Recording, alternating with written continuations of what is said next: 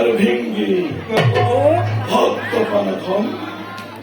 কঠোর অন্তর মোর হইসা সংশয় দৈত্যর সময় হতে রূপে নির্মিত হয়ে বুঝে মুখ দিনে রাতিরে হতে রূপে নির্মল করে কিন্তু অভিমানী হে দৈত্য প্রজাপতি আরম্ভ করিছে ভয়ম্বর নিজ করে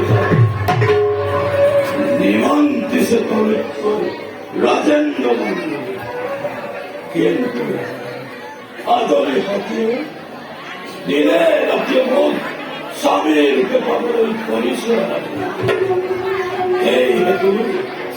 পূজার গোলাপি হলেই হাতে উপস্থিত হয় যথা আর নষ্ট মানে উন্নতি নাই